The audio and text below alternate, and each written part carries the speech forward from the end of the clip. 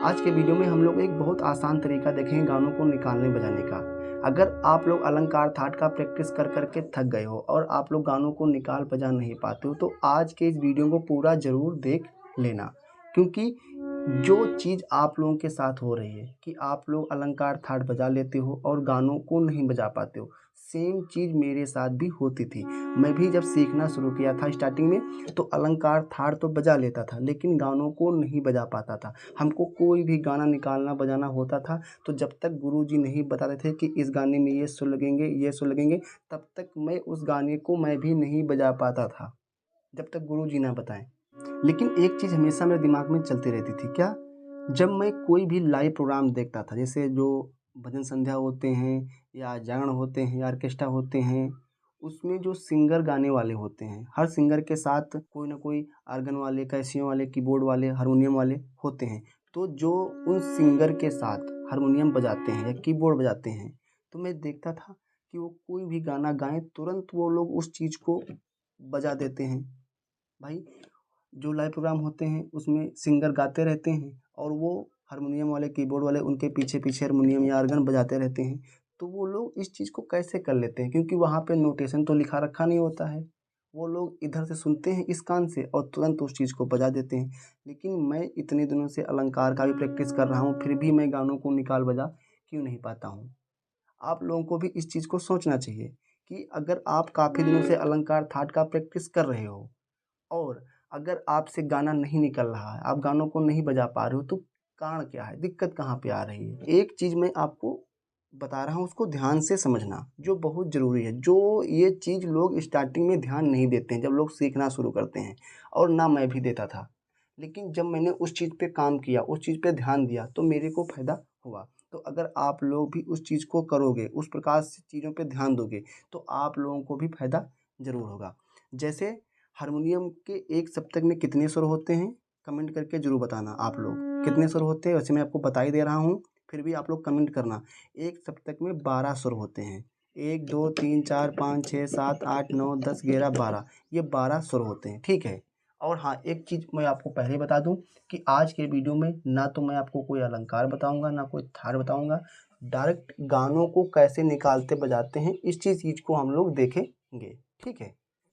जैसे ये एक सप्तक में 12 सुर होते हैं, ठीक है? कितने सुर होते हैं? 12 सुर होते हैं।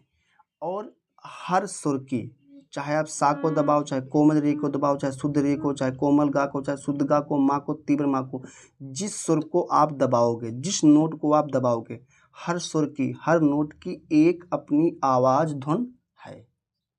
किसी भी सुर की धुन आवाज़ सेम नहीं है। हर सुर की, हर नोट की एक अलग आवाज़ धुन है। उसी प्रकार से गानों में क्या होता है, अगर मैं आपको बजा करके दिखाऊं तो देखना। जैसे मान लो ये सा है, सा रे की आवाज़ सा से ऊपर है, गा रे से गा की आवाज़ ऊंची है, गा मा गा से माँ की आवाज़ ऊंची है। उसी प्रकार से सा रे सा से कोमल रे की आवाज़ हल्की ऊंची है और कोमल रे से शुद्ध रे हल्का ऊंचा है। यानी कि आप किसी भी सुर को दबाओगे, किसी भी नोट को दबाओगे, हर सुर की, हर नोट की अपनी एक अलग आवाज़ है। उसी प्रकार से गानों में क्या होता है? गानों में दो चीज़ें होती हैं, एक तो धुन, दूसरा शब्द। ध्यान से फिर समझना। जिस प्रकार से ये 12 नोट हैं और 12 नोटों की एक अपनी आवाज़ है, उसी प्रकार से गानों में जो शब्द होते हैं, जो अक्षर होते हैं, हर शब्द की, हर अक्षर की एक अपनी आवाज़, एक अपनी धुन होती है। बस आपको इतना ही अच्छे से समझना है। अगर आपने इसी चीज़ को अच्छे से समझ लिया, तो आप लोग बहुत आसान तरीके से गानों को निकाल बजा सकते हो। मेन पॉइंट, अगर मैं आपको एग्जाम्पल के तौर पे समझाऊँ तो जैसे समझना। तूने बेचैन इतना ज़्यादा किया, मैं तेरा हो गया, मैंने वादा किया, तूने बेचैन। अब मान लो ये गाना है। अब इस गाने का जो पहला शब्द है क्या? तूने। ध्यान से समझना। तो तूने शब्द में कितने अक्षर हैं? 2। तूने, ठीक है। अब इसकी जो आवाज़ है और इसकी जो धुन है वो कैसे है? जैसे हर एक नोट की धुन आवाज़ बन रही थी, उसी प्रकार से इन शब्दों की, इन अक्षरों की भी धुन होती है। जैसे तू की आवाज़ ये है, तू ने की आवाज़ हल्का ऊपर है, तूने। अब देखा, दो अक्षर थे, दोनों अक्षरों की जो आवाज़ धुन है वो अलग अलग है। अब अगला शब्द क्या है, तूने बेचैन। अब बेचैन, अब जो बेचैन शब्द की धुन आवाज़ बन रही है वो क्या है, ध्यान समझना। तूने बे, ये बे, इस आवाज़ से बेचैन शब्द शुरू हो रहा है। तूने बे,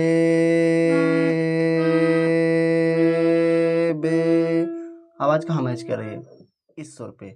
अब एक चीज़ समझो, बेचैन शब्द में अक्षर कितने हैं, बेचैन 3 अक्षर हैं। अब जो तीनों अक्षर की जो आवाज़ है, धुन है, वो क्या है, कैसे चल रही है। तो तूने बेचै, बेचै, बेचै, इतना आपका बे, बेचै, बेचैन यानी कि इन दो अक्षरों की जो आवाज़ है वो सेम है। तूने बेचैन, ना की आवाज़ ये ना, इसी सुर पे। यानी कि अब इस शब्द में 3 अक्षर थे, तीनों अक्षर एक ही सुर पे बज रहे हैं, कोमल गा पे। जैसे तूने बेचैन इतना,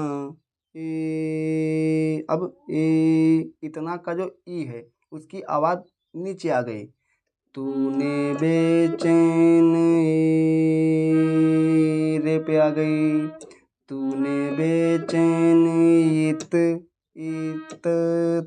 ताकि धुन हल्का ऊपर गई। तूने बेचैन इतना, ना, अब ना की धुन नीचे आ रही है, ना, ना। हर शब्द की, हर अक्षर की आवाज़ को आपको देखना है। मैंने आपको पहले बताया था क्या, जिस प्रकार से 12 नोटों की आवाज़ अलग अलग है, उसी प्रकार से जो गाने में शब्द होते हैं, हर शब्द अक्षर की एक अपनी आवाज़ होती है, एक अपनी धुन होती है, और उस धुन को, उस आवाज़ को आपको समझना पड़ेगा। तूने बेचैन इतना ज़्यादा किया, मैं तेरा हो गया, मैंने वादा किया। एक चीज़ मैं आपको और बता रहा हूँ, लोग आवाज़ पे ध्यान नहीं देते हैं। लोग करते क्या है, गाएंगे किसी और आवाज़ में, बजाएंगे किसी, लेकिन गाने को ढूंढेंगे किसी और सुरों में। तो आपको पहले तो आवाज़ को पकड़ना है कि आप गाने को गा कहाँ से रहे हो, आपकी आवाज़ मैच कहाँ कर रही है। जैसे अब जैसे मान लो कोई भी गाना निकालना है, कोई भी गाना ढूंढना है, अब उनको यही नहीं पता है कि उस गाने की स्टार्टिंग कहाँ से हो रही है, तो उसको कैसे ढूंढोगे, कैसे पकड़ोगे, उसका भी तरीका देख लो। ये रातें मौसम नदी का किनारा, मान लो ये गाना है। अब इस गाने को मैंने इस आवाज़ में गा दिया, अब इसकी धुन क्या है, ये धुन है।